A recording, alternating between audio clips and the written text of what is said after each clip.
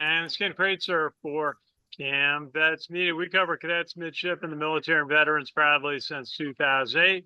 And today is our post Florida Atlantic Rice Game Week edition of the Army Football Huddle.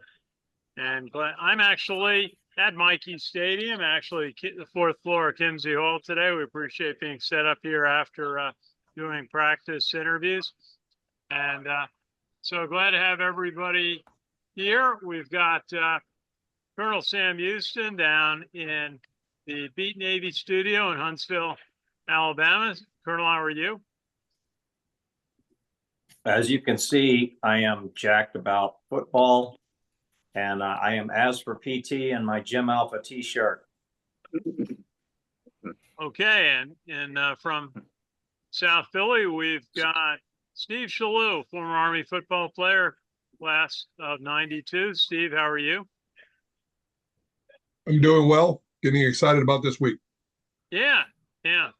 And from West Palm Beach, Florida, we have Richard Miller. Richard, how are you? I'm doing very well, Ken. Looking forward to the Army Rice game Saturday. Back to work. Yeah, well, we'll be back here at Mikey Stadium. I got a chance to watch some of the practice today and talk to a couple of the Army players and offensive coordinator Cody Worley. And everyone's getting set for Rice. Army's going in 2-0. Wins over Lehigh. Big win on the road at Florida Atlantic, 24-7. And Rice is coming in 1-2. They lost last week to their crosstown rival Houston, 33-7. And one thing, talking to some of the players and coaches today, Army was very glad to have a week off after playing in the down at Florida Atlantic. A little bit out of the team. They didn't show it that day, but it took a few days to rehydrate and get set after that effort. Sam, what are your thoughts this week as Army is coming off the big win on the road, got a week off, and now has a test at home against it's going to be a very hungry Rice team. Yeah, so Army is continuing the Owl Extermination Tour, or also known as How to Serve Owl 3 Different Varieties, as we get ready for the Rice Owls, having vanquished the Florida Atlantic University Owls. And for this game, I think that this game has a air of mystique about it. And what I mean by that is that Owl was coming into the season with high expectations. They do have a lot of talent on their roster. But what's deceptive about the Owls, the Rice Owls, that is, when you look at their team stats and then you balance it against the 3 games that they've played, what you find is that the vast majority of their team stats were padded by their lopsided win over Texas Southern. And the 2 games they lost, which would be Houston and Sam Houston State, they lost in the statistics department pretty handily. And in none of the games that they played this year have they won time of possession. So that being said, we have a question mark. And the question mark coming in is, which Rice team are we going to get? I believe that Rice is going to come in very hungry to right their program and get back on the good footing that they expected before the season started. Now, the flip side of that is that Army had a lot of momentum coming out of Florida Atlantic. And by the way, I can sympathize with the rehydrating part. I am still rehydrating from the heat of Florida Atlantic University Stadium a week and a half ago. It was really brutal. So I'm still working on it, hydrate or die. But where I was going with that is that Army had a lot of momentum coming out of that game. And one of the inherent red flags about having a bye week is that you lose that momentum. you kind of lose that edge, that steam. And so the other half of the question mark that I have about this game is that will Army be able to roll into Mikey Stadium to play a very wounded Rice Owl team? Not on the injury part, I just mean wounded because of how their season has gone so far, who will be hungry for getting their first victory, and will Army be ready to play at the same level of intensity that they have shown so far in the first 2 games of this season? And coming off of a bye week in which many times you can get wrapped into the possibility of a trap game, which this could represent. Now, that being said, I think that this particular Army team, which I said last week, has the makings of something special. And I'm not trying to get ahead of myself on predicting the rest of the season, but there seems to be a real chip on the shoulder of the Army team this season. They really have an edge about them that Steve talked about last week. And that is that we're going to beat you. We're going to tell you what we're going to run, and we're still going to beat you. And by the end of the game, you're going to be really begging mercy for us to stop beating you with the same plays we're telling you what we're going to run, and we keep running it down your throat. I think there's a high confidence level in this Army team. And I think that high confidence and the amount of leadership that exists on both sides of the ball, not to mention one of the preeminent coaching staffs in college football, is going to have Army ready for Rice's attempt to get their season back in order. So I'm looking forward to a good game.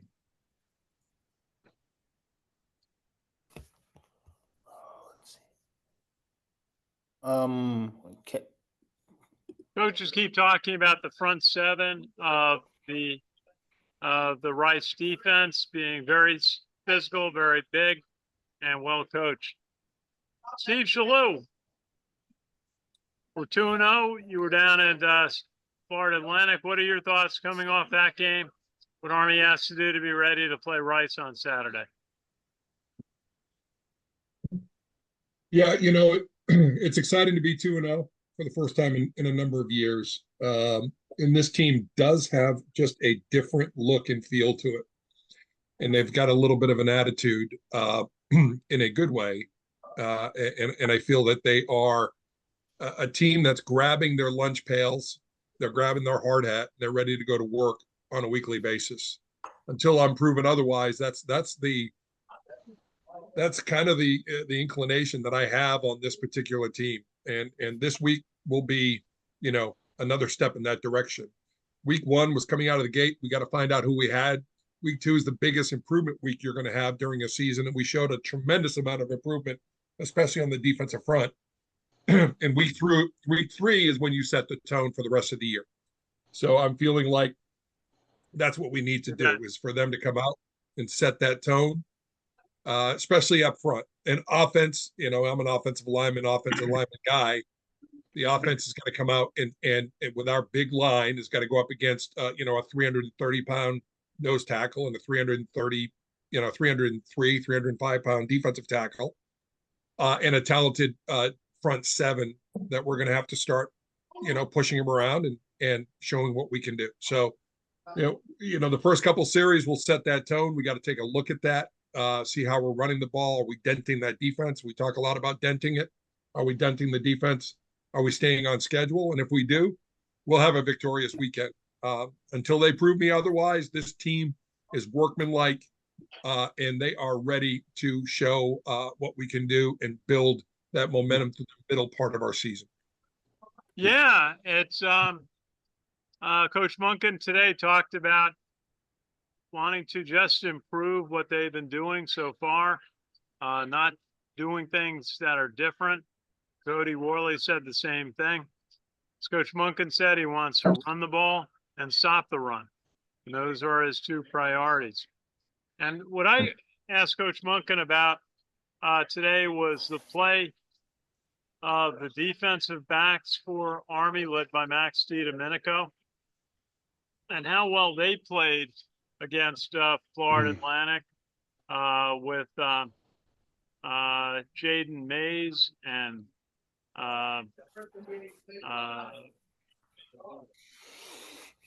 sorry, Donovan Platt and Casey Larkin. Now they came together and really they were able to both rush the passer and to be back in coverage. And the epitome of that was the Max DiDomenico interception that stopped another drive by Florida Atlantic. How do you guys see the defense coming together and improving as we go into week 3? Yeah, I'll take a first stab at this. So first off, Ken, you really summed up very well what the game plan is for Army every week in, week out. And on offense, it's run the damn ball. How you doing, guys? And on defense, good night, everybody. I got a bunch of players who are leaving dinner and walking to study hall. Oh, nice. Brady Nice. I Small hope is they're not on. listening to us. Yeah. Anyway, it pretty much sums up the Army game plan week in and week out. And that is on offense, run the damn ball. On defense, stop the damn run. And so the biggest improvement that Steve was talking about that occurred in the Florida Atlantic game was that Army stopped the run. They controlled the line of scrimmage on defense. They played disciplined ball on defense. In other words, they weren't caught out of position very often. And as we mentioned last week, the longest run Florida Atlantic had, I believe, was around 16 yards. And they only got 42 yards total rushing in the game. That's what they got to do against Rice. And so defensive improvement, there is a stat that Army would like to improve upon, and that is the pressure that they're putting on the quarterback. I don't think at this point of the season, Army has a single sack. And that is very unusual in the Monken era, I've got to say. Normally, Army pressures the quarterback pretty well when they're able to stop the run. And normally what that means is it's pressuring the quarterback into a sack situation. One of my favorite games to go back and look at to show what I mean is go back and look at Malik Willis when Army played at Liberty and watch how many times that guy just got harassed in the backfield, chased out of the sideline, and knocked down behind the line of scrimmage. It was beautiful. That's the kind of pressure that Army needs to get on Rice's quarterback because he's got pretty damn good stats. Something else that Army's defense has got to improve on, and even though Florida Atlantic was a big leap in defensive improvement, there are still plays that you can go back and look at, and I'm sure they've already been brought up in coaching discussions and in game film discussions and making sure that they're hammering this true for the defensive backs, and that is that even on like Max DiDomenico's interception, if you go back and look at that play, the quarterback made a bad read. He literally had his right slot wide open in the right corner of the end zone, wide open. No one was even within 20 yards of the guy, and he just totally missed him. So there was, even on a play where Army's defensive backs rose to the occasion and made the interception, and I'm not faulting them for that, there still was a coverage breakdown early in the play that let someone be wide open in the end zone that the quarterback just missed. And there really was, the quarterback's throw was not the result of pressure on the quarterback. So here, to bring this into a nexus of where it is that the Army defense needs to continue its improvement in this young season, and it is this: play the run like you did against FAU. Now let's get penetration at the line of scrimmage and pressure on the quarterback.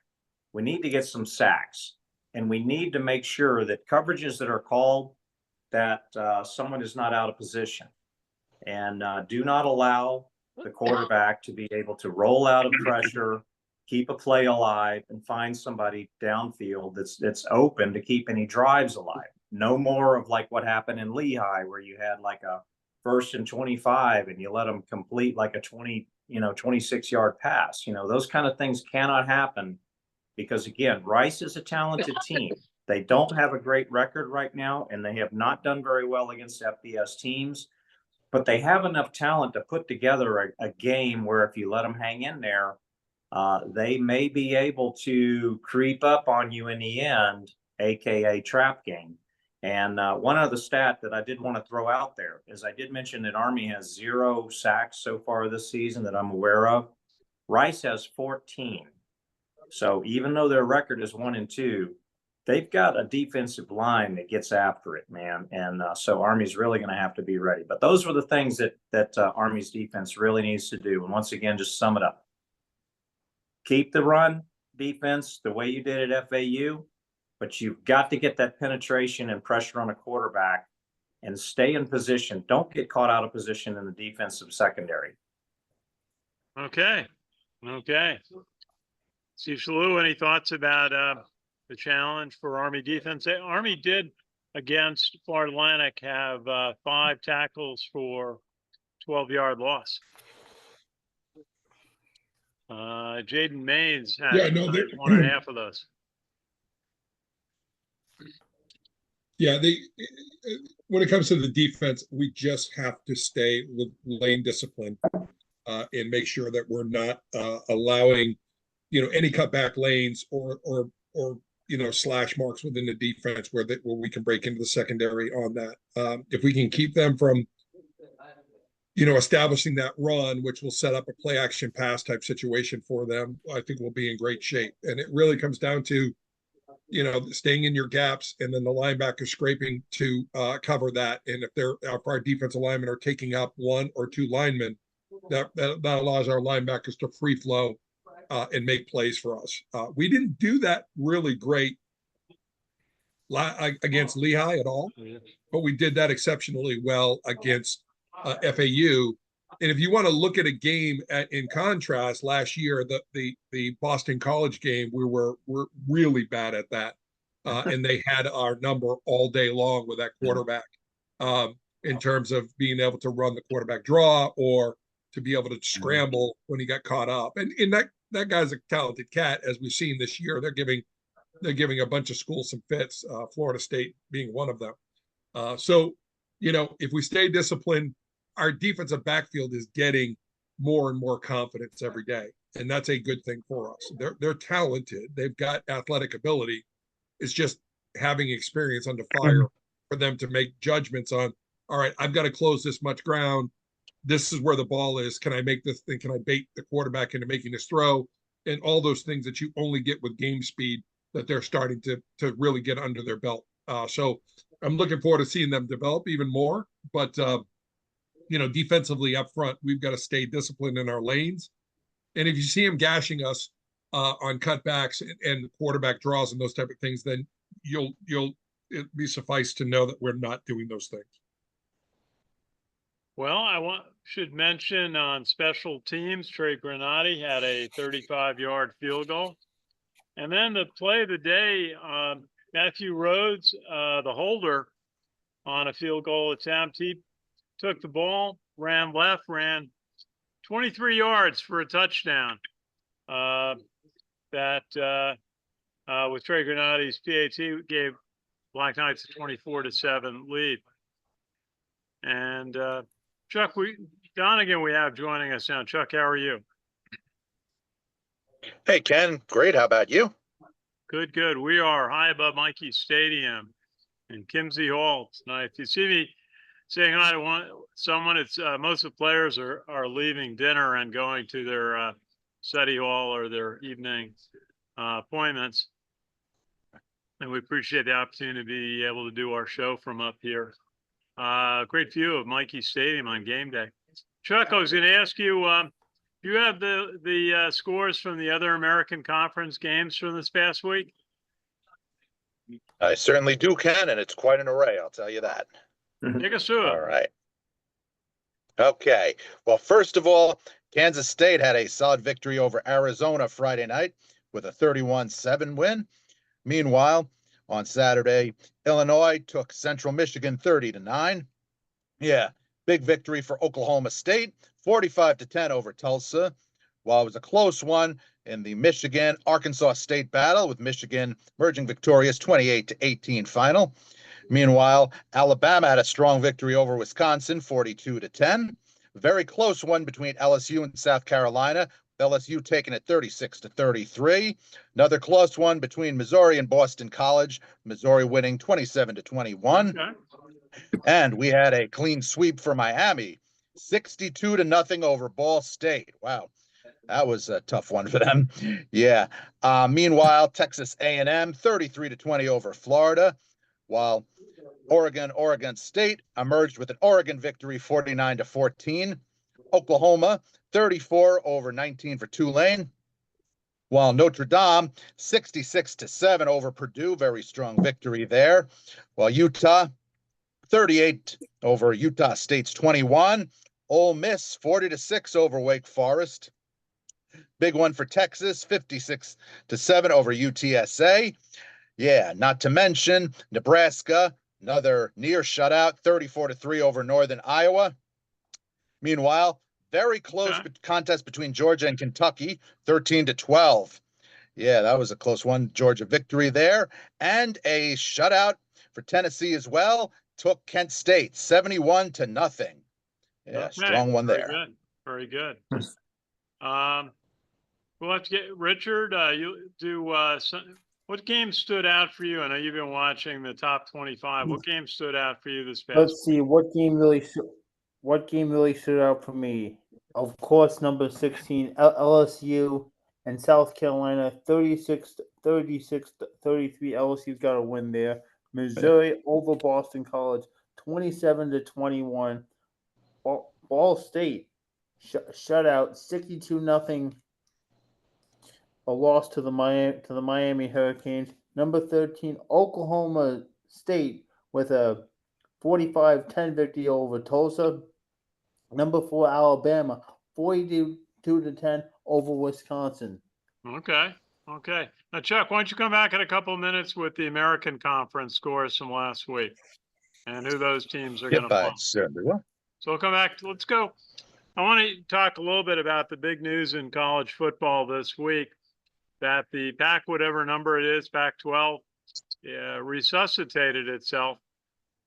The conference was down to just 2 members, Oregon State and Washington State.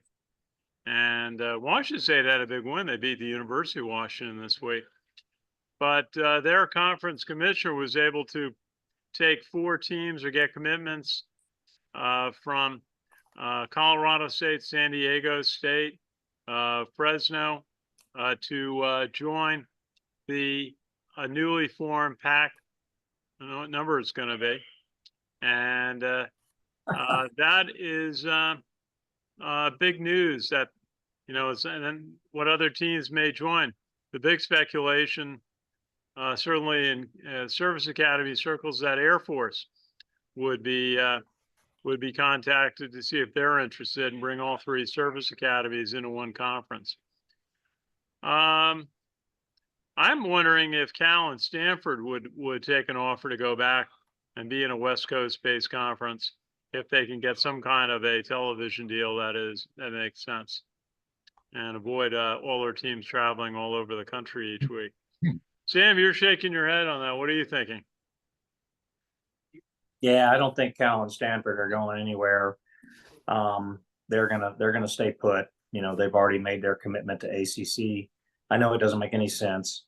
We're seeing the implosion of the Mountain West Conference, and this is why Air Force is a front runner to possibly join the American Athletic Conference. And we know that Army and Navy both reside within the AAC. And I've been reading a little bit about all of this. I got to admit, I'm not as read in on everything because it's been kind of late breaking news, but I do believe that one of the stipulations the Air Force is trying to work out in their initial conversations is that they don't want to be second fiddle to the Army Navy game. Knowing full well that Air Force plays both Army and Navy within the given, every given season, and now you're in conference play, they're trying to work out, by my understanding, and Steve might be able to chime in as well. They're trying to work out some type of a deal that kind of gives a, as far as the conference is concerned, kind of an equal footing to the annual Navy, Air Force, and Army Air Force game, if it is in fact a situation where all three are in the same conference. It sounds to me like there's a lot that needs to be continued to discuss and worked out where all of this is concerned. I thought that one of the cold-blooded comments that was made about the whole thing was, I believe it was yesterday, Coach Monken was asked about the potential of Air Force joining the AAC, and I'm just going to put a disclaimer down here for the Air Force haters of me. And that is, this isn't me talking, this is Coach Monken. But anyway, Coach said, Air Force, they still have a football program out there. So I thought that was pretty cold-blooded. And it just, stokes the fire of the competition as we get closer to this year's Army Air Force game. But, we'll see. We'll see what happens. But, for your initial question, no, I don't think Cal and Stanford are going to, I think they're going to stay put for now. The teams that are fleeing the Mountain West, they're looking for an opportunity to be in a Power 5 conference. And that's really what it boils down to. It's the money in the conference and the opportunity to be able to be in a conference where you are front runner to be able to compete for the national championship. And with the expansion of the BCS playoff, the more the merrier in the round robin of the Power 5 conferences. And so people like Memphis, I've heard conversation about Memphis possibly leaving AAC. Memphis just had a big win down in the swamp at Florida State, not at the swamps. Excuse me. Sorry, Florida fans. I take it back. I didn't mean that. Against Florida State. That was a big win for their program. I know Florida State is struggling, and I don't want to get ahead of myself. We can talk about this later, but of course, Navy plays Memphis this coming Saturday. So we're going to continue to see this conference carousel stuff go on. And eventually, I think the AAC is going to kind of settle into pretty much a set of teams that are not going to go anywhere. And it probably will, based on my understanding and initial read, it probably will include all three of the service academies. Well, it'll be interesting to see what even how Army and Navy will react to it. They have so much invested in the Army-Navy game. And, I know we've had the Army Air Force game down in Texas for a couple of years. So glad it's going to be back at Mikey Stadium this year. And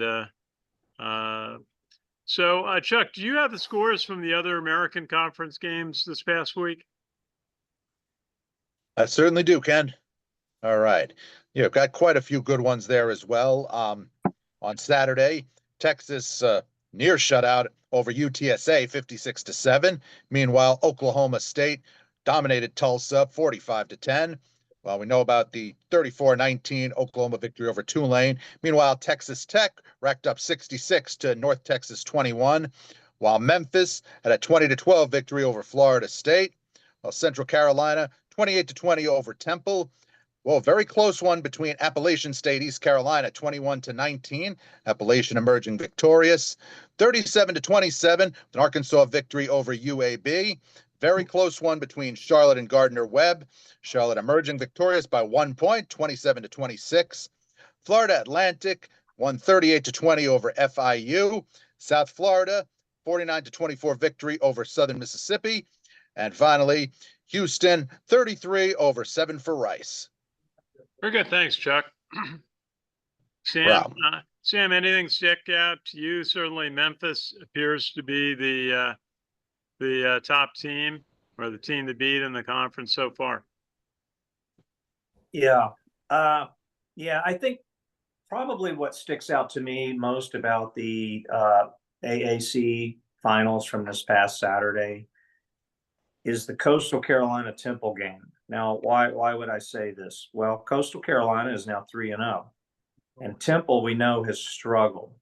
However, Temple defended their house pretty good against Coastal Carolina, and they showed a dramatic level of improvement from their loss to Navy to the game they played against Coastal. Now, is this symptomatic of maybe Coastal's not as good, or maybe Temple just has not played up to their level?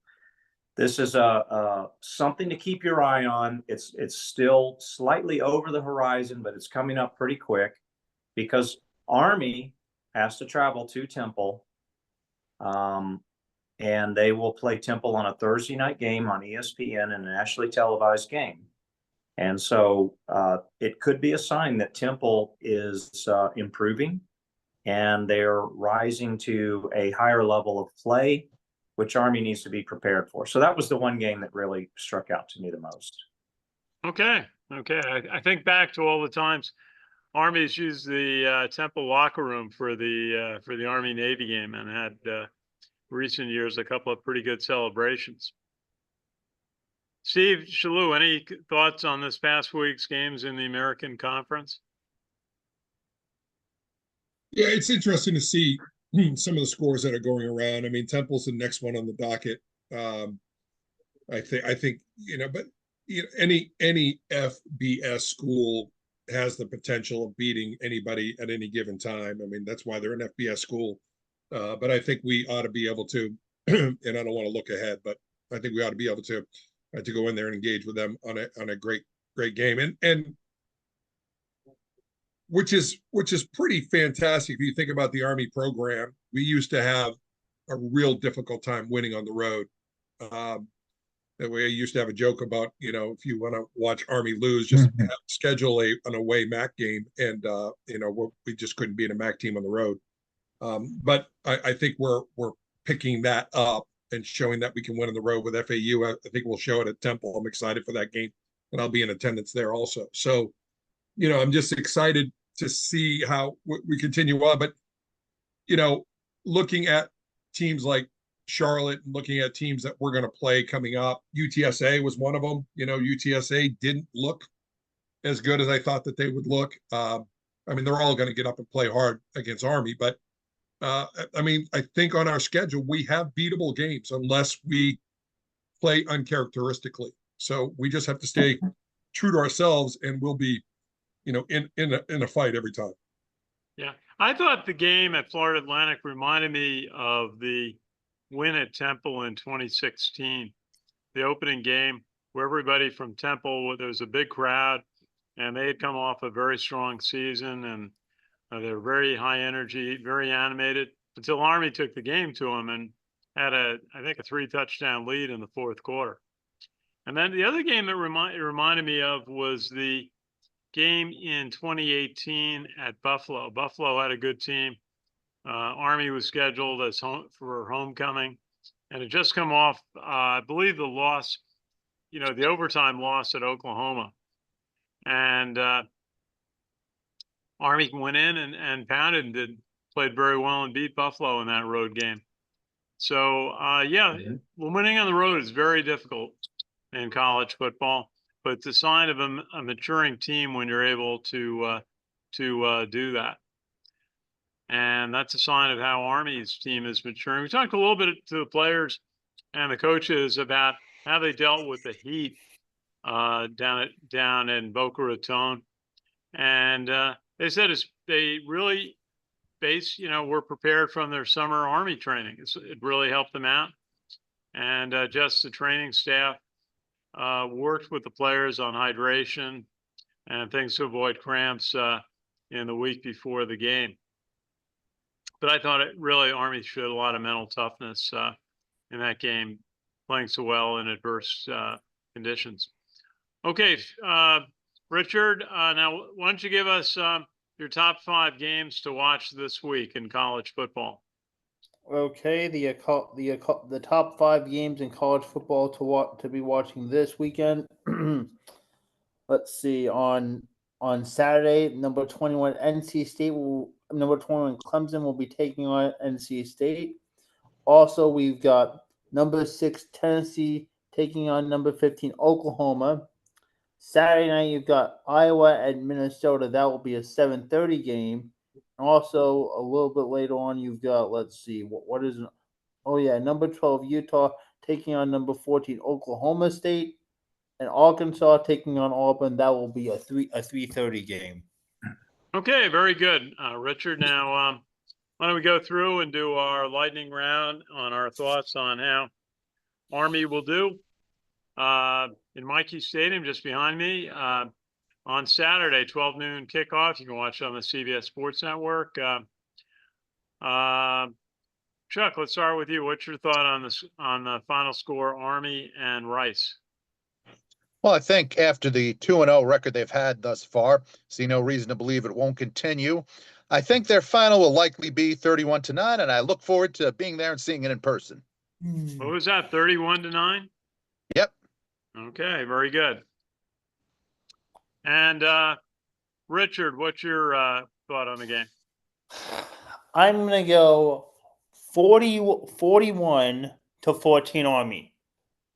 It's going to 41 to continue. 14, okay. Is that what it is, 41 to 14? Yep. Okay, it's in the books now, it's in ink. Sam Houston, what's your thought on what Army's going to have to do and what the score might be on Saturday? Yeah, this just kind of loops back to my initial comments about the question marks about this game. And I'm 150% certain Army's going to win the game. And in my heart of hearts, I just have a suspicion that Rice is going to play to a level better than what they have played in their two previous FBS games. And with that in mind, I think that they're going to give Army a little bit better game than we might have originally expected. But Army will prevail. And I think that the score is going to be more along the lines of 31-21 Army. I did want to throw out there just a quick comment as well. We didn't talk about the other service academies in this game, but Air Force did play this past weekend. Although there was a rumor going around that they didn't in Baylor, that they didn't show up, but they were there. And I wanted to say this about Air Force. They're having a rough season so far. This is what happens when you graduate an unprecedented 41 seniors and a bunch of turnbacks. It's kind of a reap what you sow kind of a scenario happening right now at Air Force Academy. I just wanted to bring that up simply because the other two service academies, we always got to keep them on our radar. We need to pay attention to what's going on. For one half, Air Force's defense played really well. Their offense has played terrible for an entire game. And it's very clear that Coach Calhoun has a lot of work cut out for him. But like Steve Chaloult said last week, I do believe that we are going to get the best assessment on where the other two service academies stand on October 5th when Navy and Air Force play in Colorado Springs. So we'll see what happens. And again, Navy is going to get a very healthy test this weekend. We'll see what happens. They're going to be playing Memphis, and Memphis, as we know, is 3-0. They just came off of a victory over Florida State at Florida State. They looked pretty good in doing it. It's going to be a very tough game for the Squids. So we'll see how they do too. So there's a lot to keep an eye on this weekend. I think Air Force has a bye week this week, but Army and Navy both. Army more of a trap game scenario. Navy, a serious test to where they really stand so far this season. Okay, Sam Houston, thank you. 31-21 Army. And Steve Chaloult, your turn. What do you think final score of the game Saturday is going to be? I think it's going to be a little bit more of a hard-fought situation than all three of my predecessors. I think we're probably in a 24 Army, 19 Rice Owls. 19 is a tough score to get to. So, but they're a smart group. That's a smart school, so they'll figure that out to get to 19. But I say 24-19. They're big up front. I don't think we're going to run at will that like we've done. So I think we're going to have to grind it out. And we may have a few more punts in the game that we've been used to, but I think we'll have the time possession. We'll do that. And then in reference to, to go on from the Navy and Air Force conversation with that, we're kind of in a bizarro world right now with that. We're taking kind of the role of Air Force. Air Force is kind of taking the role of Army of past, and Navy's being Navy. But what happened in all of those games, whether when Army was not playing very well, we always had hope, and they always came into the Air Force game, and we gave them a heck of a fight. Sometimes we won, sometimes we didn't. But even though we're a 4 or 5 win team, we still would give them hell, and we would do that for Navy too, except for the dark days that we had. So, they're always going to be up for us. They know us like we're their stepbrothers, and we are. And so we'll never take them for granted. But it'll be interesting again on October 5th to see where that is. Navy's going to have a heck of a time. Memphis, I would not be disappointed if Memphis went to the Pac-12. I would not. And Tulane for that matter. I think that would be a good thing for them too, to go to the Pac-12. But, Army can only take care of what they can control. And that's going to be the line of scrimmage and their attitudes and their efforts this weekend, and build upon that. And I think they can build upon it with Temple, and the future looks really bright if that happens. Okay. Thank you, Steve Chaloult. And I'm going to suggest that Army's going to score 3 touchdowns, get 2 field goals, and limit Rice to 10 points. And I've been going back and forth between 27-10 and 34-10. I think I'm going to go with 34-10. I think Army's going to have a strong offensive performance, and also on defense. Defense is really maturing. Defensive backfield, even with young players, has been very productive. So, and we will talk tomorrow night with some of the defensive players, and that will be a chance to hear firsthand. Okay, well, I think we're going to wrap up. I'm up on the 4th floor of CaMMV Hall, overlooking Mikey Stadium. It was great to see. And thank our colleagues, Richard Miller, calling in from West Palm Beach, Florida. Thank you, Richard. My pleasure, Ken. Thank you. And Chuck Donegan, thank you. We'll look forward to seeing you on Saturday, calling in from Long Island. Look forward to it. Always a pleasure. And from the Beat Navy studio in Huntsville, Alabama, Colonel Sam Houston. Colonel, thank you. Thank you. Devour the Owls Part 2. And late breaking, one other game that I will be in attendance at this year is going to be the North Texas game. I got a ticket yesterday, so I'll be looking forward to that game as well. Yeah, just in the Dallas area. And Steve Chaloult, thank you for joining us, former Army football player. Good to see you. I will be there on Saturday. Come to A-Lot and come look for our Humvee, and then a breakfast burrito. Never miss it.